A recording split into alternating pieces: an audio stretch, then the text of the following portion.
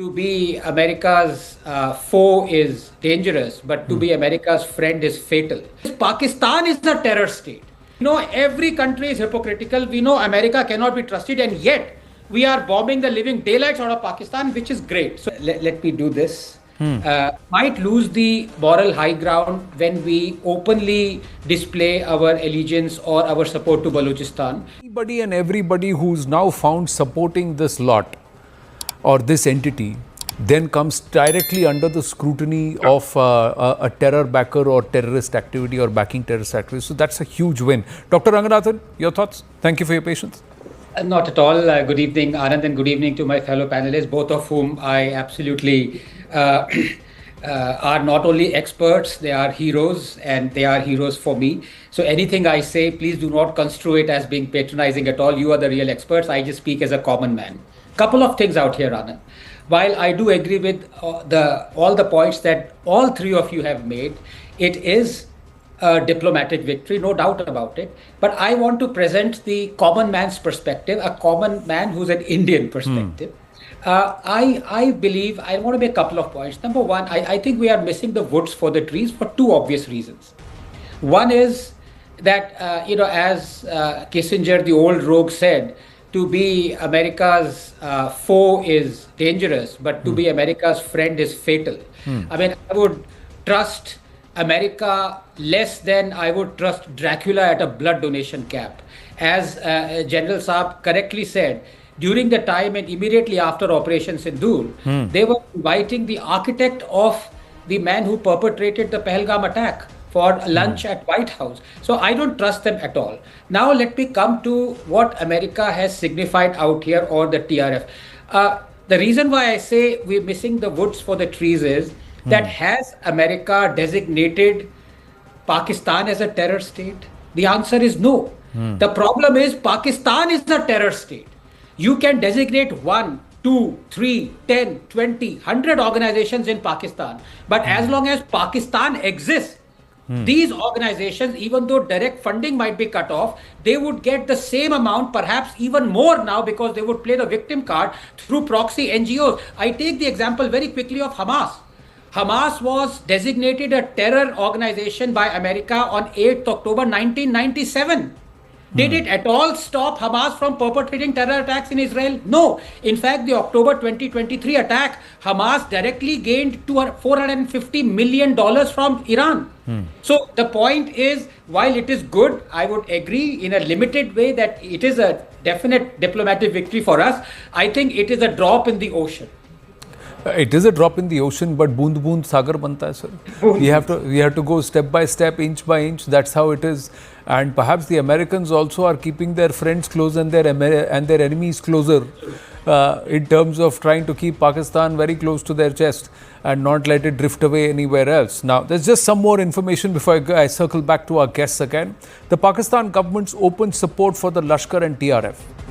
That also now stands proven. Pak Foreign Minister Ishaq Dar actively enabled terror via diplomatic shield. Dar personally intervened during the UNSC closed-door session. He sought the removal of the resistance front from the UNSC draft statement. He claimed a lack of verified attribution despite TRF's own public claim and forensic links to Lashkar.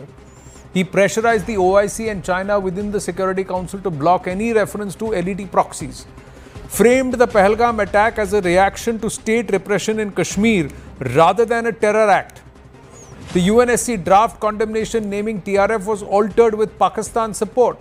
Ishaq Dar publicly spoke about having TRF's name struck out. He wanted the world to ignore digital and human intel linking the group to Lashkar's infrastructure, provided ideological cover, diplomatic protection and sanction evasion for the TRF.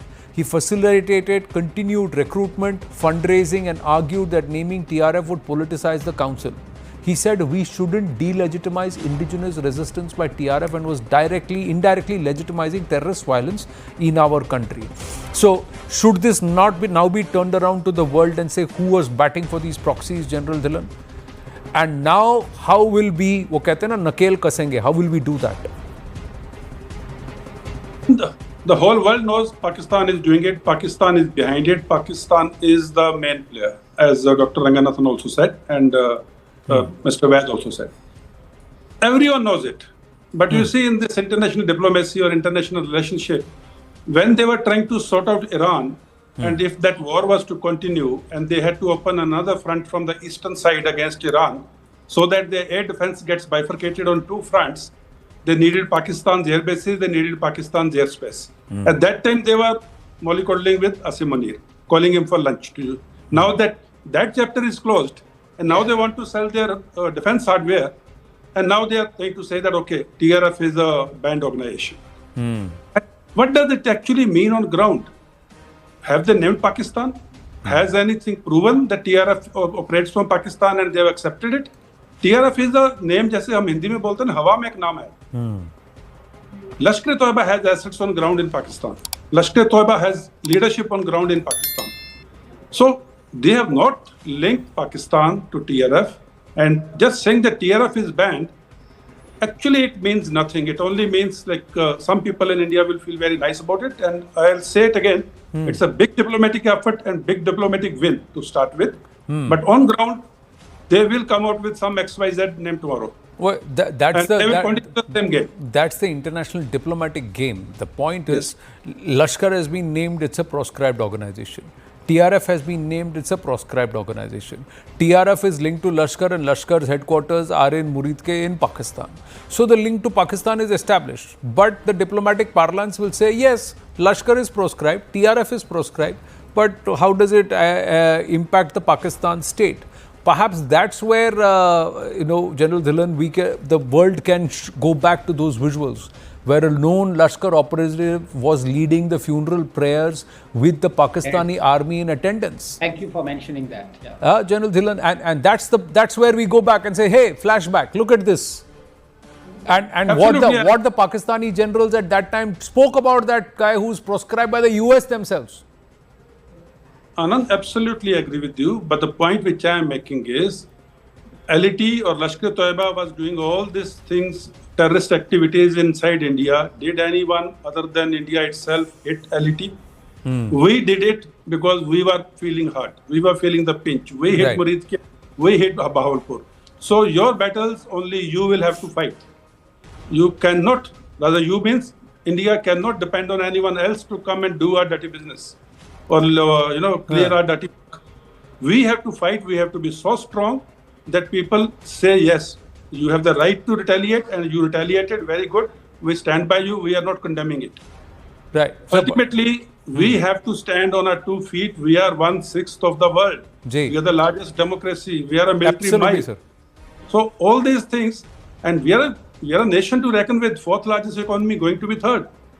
So we must understand very clearly, we have to build our own assets, we have to build our own strength, and we have to fight our own battles. Yeah, I agree. Nobody is going to do it. These things will keep happening. They are feel-good factors. Agreed. Yeah. But we must be realistic and understand this point. We need a few more unknown gunmen, and we need a few more, we also need to distribute a few more BrahMos missiles to the Pakistanis for free. Perhaps that is the case. But the fact is that they are, at least in geopolitics, if somebody is designated kachra and then we start cleaning that out, we have to say, acha, aap hi ne kachra bola, hum safai kar rahe hain. So that's also a diplomatic and shield that enables Bharat to be able to take concrete action against these elements now, because geopolitically it matters how other nations define and see these elements, and somewhere the narrative is also driven by the West, and the West is driven largely by the Americans. And we have to accept that at the moment. Should that change? Yes, it should. Yes, Dr. Ranganathan, before I bring in another dimension. Ji. Yes, very quickly, what General Saab is saying is absolutely true, except that I might change the tense a little bit when he says we have to do this. I think we have shown that we have done it. That's the difference. 15 years ago, believe me, had we decided as a country to bomb mainland Pakistan, there would have been a Security Council resolution forbidding us to do so. In fact, as you know, in the wake of 26/11, we wanted to bomb the terror hideouts. We were forbidden to do so. So things are changed. We know we are all alone. We know every country is hypocritical. We know America cannot be trusted, and yet we are bombing the living daylights out of Pakistan, which is great. So that is what I believe. Yeah, earlier the hands were tied behind the back. Even if you wanted to punch, you couldn't. Ab haath khul gaye hain. So then the haath dikhne bhi lagenge. So that it's a gradual phase, but it's a tough one, and we got to move that very fast. climb that ladder as fast as we climb the escalation ladder between the 7th and the 9th of May. Bulk of the rare earth minerals, etc., 40% of everybody's looking at the rare earth. They're all looking at oil and petroleum and gas and all these reserves which are there, untapped reserves. And the Baloch, if they organize themselves, they can offer it to the highest bidder at the cost, the fact that they get their freedom and they also get a fair share of this pie because it's their resources. Yes, Dr. Ranganathan, final word. I got a last minute. Bukti, Murri, Rind, Lashari, Mengal and the Zeri. These are the main tribes there. Gee, go ahead please. Yeah, very, very quickly, I think I just want to, as a common man again, not an expert, talk about very briefly what role India can play. I don't think personally India should play any role at all. We should watch it. Let me do this. Anand, if you can see me, let me do this. I don't think India should play correct. a role. Yes, we should just watch it from the sidelines, particularly because the role we played in the liberation of Bangladesh, look what the Bangladeshis themselves are giving it back to us. So I mean, this is something where, you know, no love is lost between people that you want to help. Secondly, might lose the moral high ground when we openly display our allegiance or our support to Balochistan. So I think we should watch the quote-unquote fun from the sidelines. Yeah, we can always look at there and say, all right, well played, continue on. So we can join the chorus from the sidelines and like you said, with the wink on there. But the Baloch and the Bangladeshi are not the same. They're very different.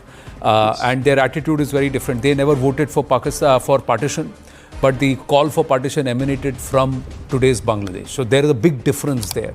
Thank you very much, gentlemen. Always a pleasure speaking with all of you. Thank you. Winding up the right stand on that.